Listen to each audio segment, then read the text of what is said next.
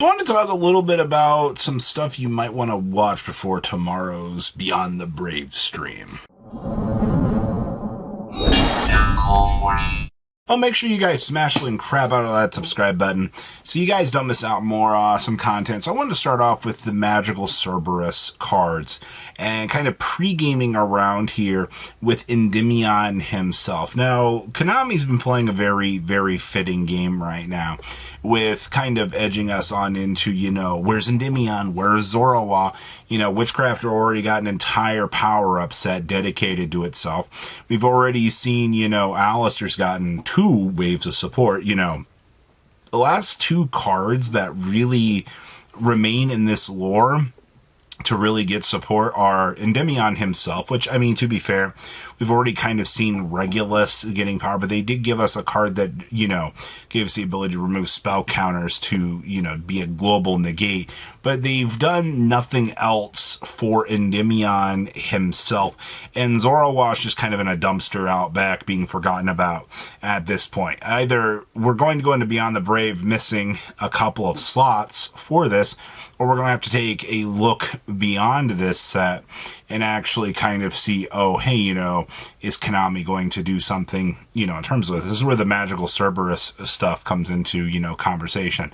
They were very, very good cards at holding spell counters. They also provided you with some interruptions via their own classical effects, which tended to make them, very good cards that you would want to look at underneath the lens of this and go, hey, these cards interact very, very well. These cards are able to provide us with some very good control options.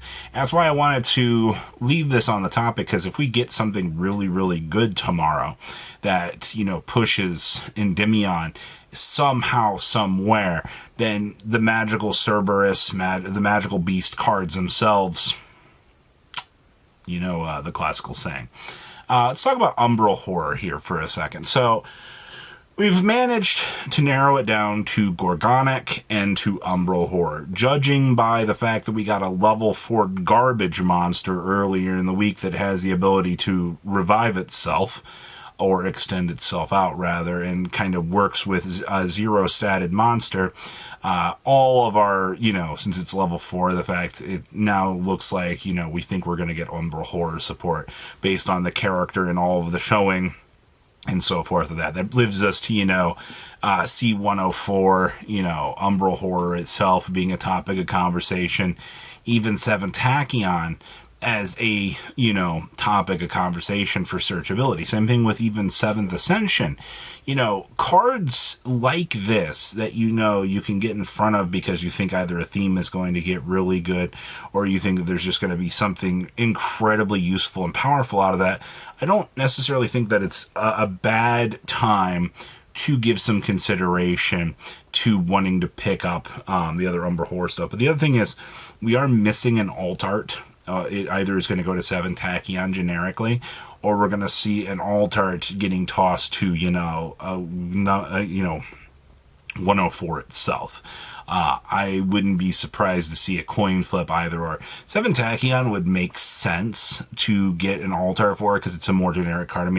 Look what they did with Tenki for Joey. They provided an alt art card that was able to, work with that and was able to actually, get something decently powerful out of that. And so I think right now there is something that could be done, at least on that front. I'm not necessarily, too surprised either way, but that is something that I wanted to mention here is, the actual interesting topic of conversation with Umbral Horror. Now, Illusion Gate. So, we did get this morning the ever so loving and ever so powerful, beautiful, beautiful, beautiful Sacred Beast interaction with the Illusion Gate. God, that was honestly such an interesting idea that they somehow managed to integrate the Sacred Beast and Illusion Gate together. But it makes sense in terms of the lore that, we actually see something actually coming together for this. Because right now they're still on their GX kick. Don't think that Konami has forgotten about, GX as a whole. They just dumped the entire Sacred Beast retrain, in our current set, one set ago for the OCG.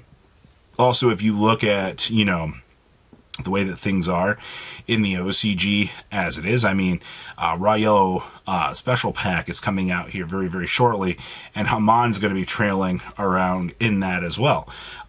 It makes sense that, you know, Konami is going to take a look at these necessarily powerful cards within these sets, and they're going to try to find ways to try to cheese port these out in order to, you know, try to get a little bit more excitement going for this. Because now the OCG is going to have to deal with the, well, how am I supposed to go? Where do I find Slifer Red Pack at this point to, you know, back trail into getting illusion gates? At least here in the TCG, you know, we have the luxury of being able to kind of backpedal and kind of look back and go, oh, hey, you know, what do we do at this stage to get this? So I'm not surprised really by any of this, all things considered, because, you know, connections is something that Konami absolutely loves to do with these sorts of things. So, okay, I see you. Which brings us to Mind Shuffle. So, there is not really much of a place for Konami at this point to put a Yugi card at the end of this segment.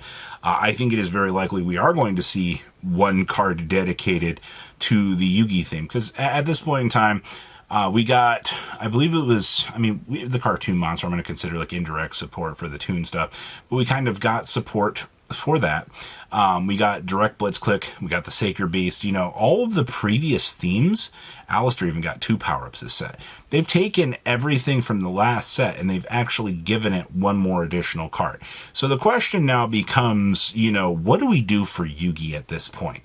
You know, we've already got the Griffo combination, but there is the topic of Gaia, the Fierce Knight. You know, Gaia was always a very intricate part of these, you know, ritual summons. I'm not too sure about in the manga, but I do think Gaia played a pretty interesting role in that topic. So I would not be surprised tomorrow to quite possibly see a topic of conversation coming up with the possibility of Mind Shuffle getting an additional card. It makes sense for them to want to hold it for the stream, just because, you know, when you're looking at the overall, you know, it's Yugi, man. If you're going to give one extra additional card to Yugi, you actually hold it for probably the biggest stage that you can, just to kind of get people excited. Obviously, you know, the fact that they've held back this long on certain particular other cards is also pretty crazy to me. But, you know, this is honestly the stage of what we're looking at here for this set, because there is a lot still to wrap up, and there's a few, you know, if you flip the coin, you might win moments, which I think is, you know, kind of cool to say the least. Now, there's also the topic of, you know, what's going on with this deck build pack. Most of you don't know this, or might have forgotten, but we actually have a deck build pack coming out here very, very shortly in the OCG. It actually comes out the first week of September. Typically, we have a theme or two already started on these deck build packs. I actually would not be surprised in tonight or going into next week that we get some info on this deck build pack, because they've got to kind of get some card of the days rolling out here. But also there's the topic of we're missing a couple of cards for the utility selection. I believe we're missing 4 cards for the utility selection that might get kind of tossed in as card of the day slots here as well. So there's the fact that they have kept art and kept this deck build pack kind of locked up and under wraps at this point for as long as they have.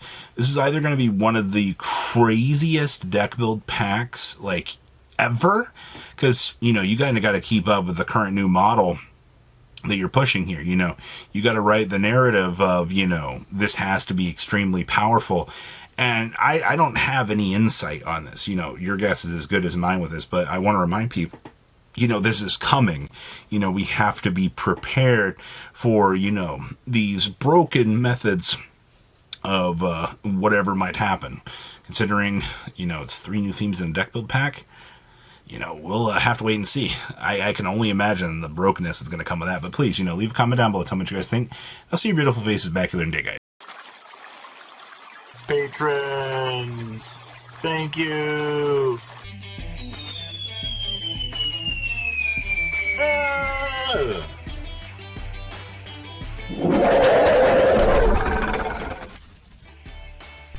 Thank you so much for watching. Check out these other videos.